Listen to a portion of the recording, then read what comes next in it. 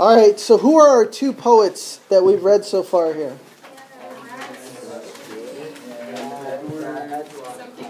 And Edward Taylor. Edward Taylor and Bradstreet. Huswifery was Edward Taylor. My dear and loving husband was Anne Bradstreet. We're going to learn a little bit about both of them. But what we're really concerned with, remember, what's the style of poetry that all these are categorized? What do we call that? The triple P? Puritan plain style. So we need to know what this is. What makes Puritan plain style poetry?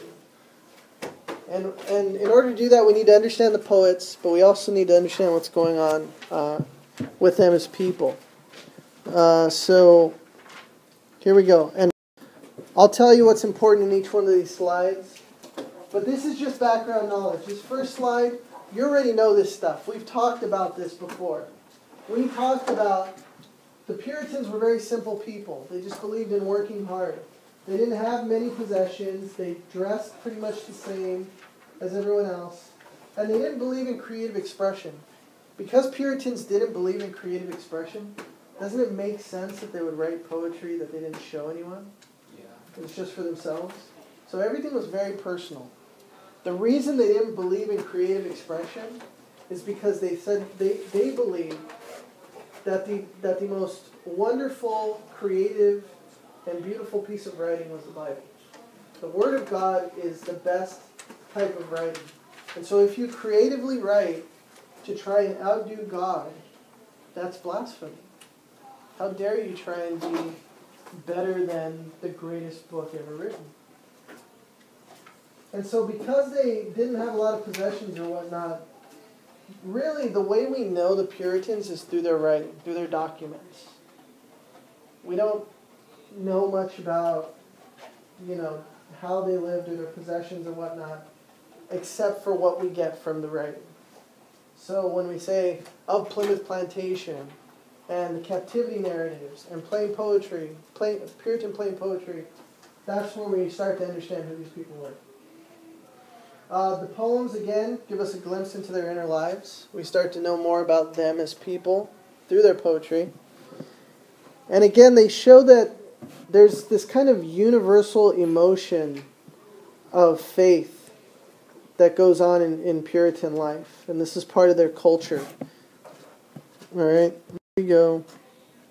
So this is what we need to know. Just like everything else that we've studied up to this point, there are three key features. There were three key features of the captivity narrative, three key features of Native American origin stories. And now there are three key features of plain Puritan style. The first one is that even though they seem kind of confusing when we read them, in their time, they were very basic. These weren't big words. They weren't confusing poems. They were actually pretty straightforward. When Anne Bradstreet wrote about dying and expecting her husband to remember her, anyone that would have read that poem understood what she was saying right off the bat. All right, so it reflects a plain style, spare, simple, and straightforward. All right, you need to know these three features. The next is that the plain Puritan style is characterized by short words, direct statements, and most importantly, references to everyday, ordinary objects. What's the everyday, ordinary object we've read about so far? The spinning wheel, right? Spinning wheel, the loom. And even just everyday, ordinary experiences like childbirth, marriage, love. This is how we know it's plain Puritan, because it deals with those basic experiences. And then, of course, the Puritans believed that poetry should serve God by clearly expressing only useful or religious ideas. And so that's why, even if Bradstreet just wants to talk about her husband, she finds a way to make the poem reference God and express religious ideas. So these three things, if we're to talk about Puritan plain style, these are the things that need to be there. And all of them have been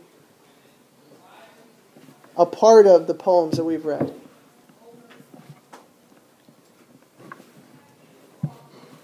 Everybody have this? All right. I'll give you a couple more minutes.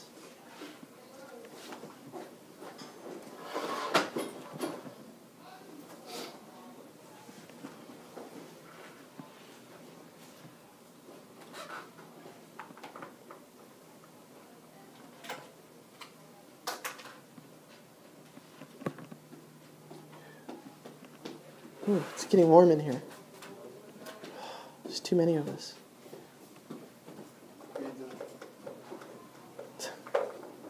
Take care. Get out. Just kidding. All right. I'm moving on. We ready? Yep. No.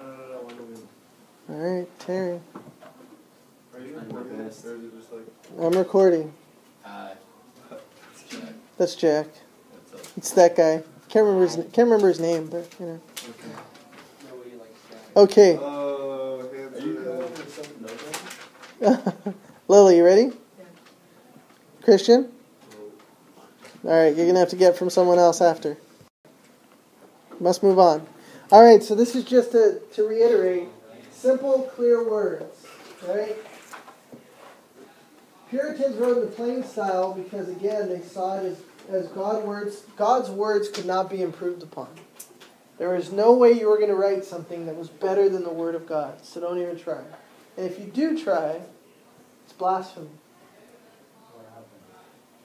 No, I mean, nothing happens, but, they saw it as a sin. You go to hell now. Exactly. Go down. That's it. Done. All right. So they wished to make divine words so that everyone could understand it.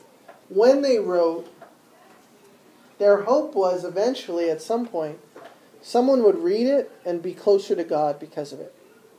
Or they would help these people understand what it was to be Puritan and believe in God in the way they did. So it's homely and raw. From the Wilderness is another poem that we didn't read, but is another example. So they're very everyday, homely, very down to earth, very raw. You don't need to know all of this, kind of reiterating. So let's talk about Edward Taylor, the guy that wrote Housewifery. All right? He's a Puritan. Obviously, we know he left because of the disagreements with the Church of England. We know that there was government persecution of the Puritans in England. This is all just refreshing your memory. And so Edward Taylor, like many Puritans, decided to leave to America to be free. So Edward Taylor, while he was back in England, was a teacher. All right, he came to Boston in 1668. So after the Pilgrims and the Puritans came to America, but before they all joined to be Puritans. What year was that again? 1691. 1691. And actually, one of the first things they did was they created higher education. So he actually did go to Harvard College when he came to Boston. He graduated in 1671. Took a job as a minister and a physician. It's kind of a weird combination, right? My priest is my doctor. And so he was in Westfield, Massachusetts. That's right. I know, it kind of conflicts, right? Science, religion. Ooh. He was a minister and a physician. So he experienced many hardships, including personal tragedy. 5 of his 8 kids died when they were infants. So he lost 5 kids at a very early age. His wife also died when she was very young. His life did suck. Yes, thank you, Jeff. He went to Harvard. Yeah, he was a Harvard man, but his kids died. His wife died. Went to Harvard. He eventually remarried, huh? Conan went to Harvard. Conan the Barbarian? No, Conan. Conan O'Brien, the show. Right. Oh, okay. They had a con. As well as Leonardo da Vinci. No, not Da Vinci. There was no DiCaprio. Harvard. There was no Harvard when it did Da Leonardo Vinci. DiCaprio. All right. Really? Yeah. So he remarried and had five or six more kids. We don't know exactly. But to replace the ones. To replace the ones, yes. So he said, "Look, my other kids died. Let me have some more. Let me replenish." With the new wife. Yes, new wife because the other one died. Got it. So just replace. He was a big believer in replacing. So okay. So he's generally regarded as the best North American colonial poet. Okay, we've only read one of his poems, but he is much better than Bradstreet. Even though Bradstreet's really entertaining because she's kind of crazy, we know that Taylor actually was a better poet. All right, so he thought poetry was a form of personal worship, and we saw that, right? Because what is this wifery after all? It's nothing more than what? A prayer. It's a prayer. It's nothing more than a prayer. Yeah, absolutely. So again, this just talks about some of his poetry. It also talks about his first book that was written by that was published by one of his descendants. Again, another poet who didn't publish his work. It was actually published after he died. So 1939 is when we first see Taylor's work. All right, and so moving. And then when we come to our friend Anne Bradstreet. Yeah, she's nuts. She is. Look at her. Come on. She's looking off into space. This is kind of creepy. She's probably thinking about her husband right there. Husband. Yes. So she arrived in Massachusetts Bay Colony in 1630. So she was with which group if she came in 1630?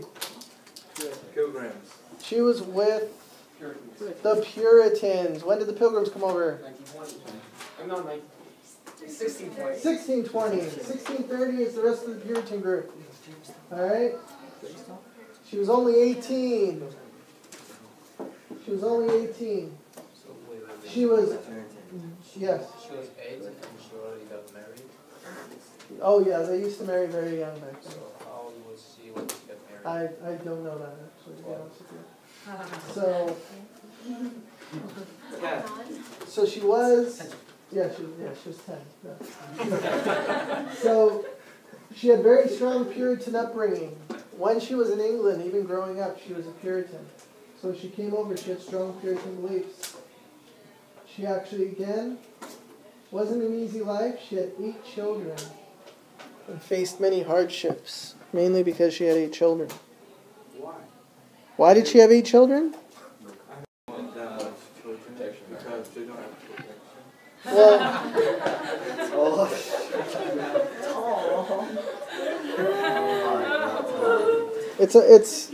it's a combination of a lot of things. What they believe in faith-wise, their religion, the ability to protect themselves, all these things, yes. All right? So again, question again? Again? What? Nope. Not going to ask it? Okay. All right. So Anne Bradstreet, we know she wrote for herself, not for publication. It was her brother-in-law that ended up publishing her first works. And again, it was a collection of original poetry, and it was the first collection of poetry written by a colonial American. All right? And so while it is an exploration of her husband's love and faith and all that, it really does begin to talk about the rights of women to express themselves. It's like Bradstreet is really using her poetry as a way to express herself.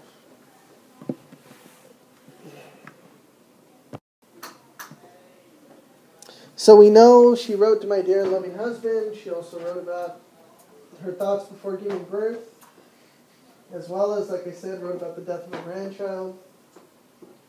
And so her poetry does reflect her Puritan upbringing as well as her knowledge of the Bible. But really she's talking about her relationships between those things that are on earth and heavenly life, the afterlife, and what happens after. All right, so this is just a picture of that first group of poems, the first volume. And people actually ask me so far, if you've noticed, they use an F for an S right here. And I said, well, why did they do that? And right here, and especially, there's an F where the S should be. Why do they do that? And you'll see that a lot in different old texts. But really, what happened is that printers, because it was so expensive to create the letters that they used to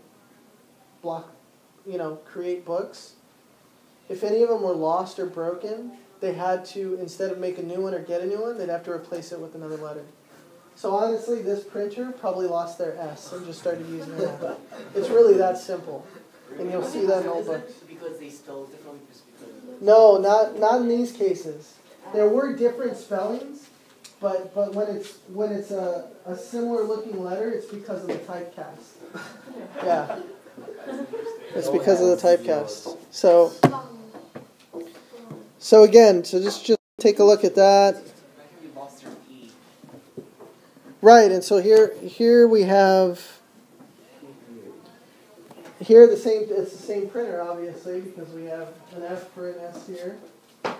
And so Bradstreet, because she lived in a different time, because she lived in that world, and we see this, believed that men were superior to women. That's just the way her society believed. And so that's how she wrote. She felt it important for women to appear in print. She did believe that women should be writers at some point. And she is considered the first American poet. We said that already.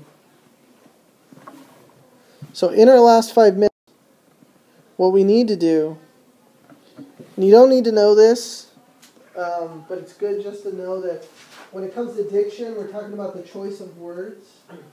So when Bradstreet uses common words that are short and they sound conversational, her poems are really conversational, right? She's writing to someone. She's writing to her husband. That's a choice of diction. These are choices she makes with diction. And then iambic couplet, we're just talking about the fact that it rhymes, right? That it's in rhyming lines.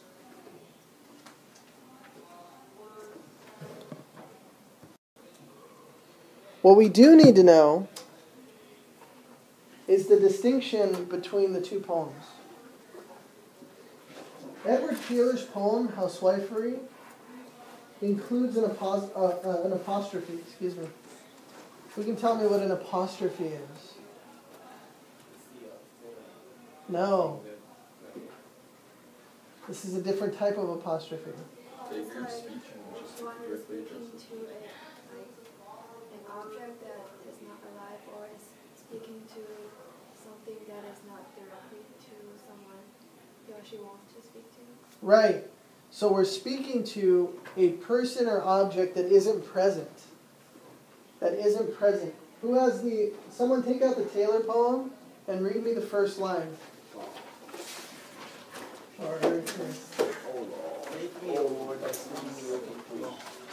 Make me, O Lord, thy spinning wheel complete. So now let me ask you. Yeah, it's right here. Who's Taylor talking to? He's talking to God. Is God in the room with him? Maybe. Is God physically in the room with him? No. Not physically. Maybe spiritually, but not physically. Well, maybe if there's another person in the room, It's still. There wasn't. okay. Maybe Then never mind.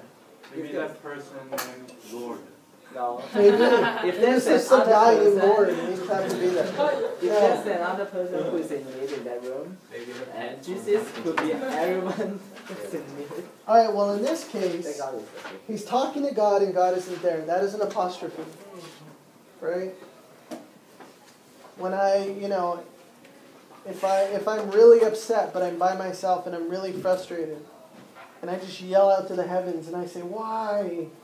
I'm not really talking to anyone, right? It's an apostrophe. Talking to someone or something or someone that isn't there. Much like when we go to a graveyard and one of our old relatives is there, and we walk up to the graveyard and we start speaking to them. It's an apostrophe because they're not physically there with us. So Taylor, housewifery, there is an apostrophe. Does Bradstreet use an apostrophe?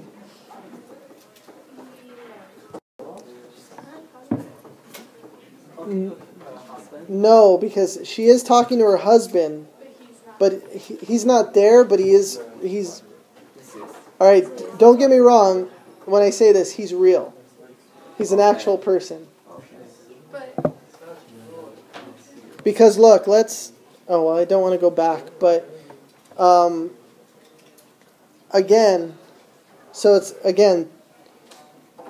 the speaker is addressing her husband. So the speaker of the poem is technically speaking to someone that is real and that is there. While we know for a fact when she wrote this, she didn't write it and give it to her husband, the speaker in the poem, the woman that's speaking, is actually speaking to her husband.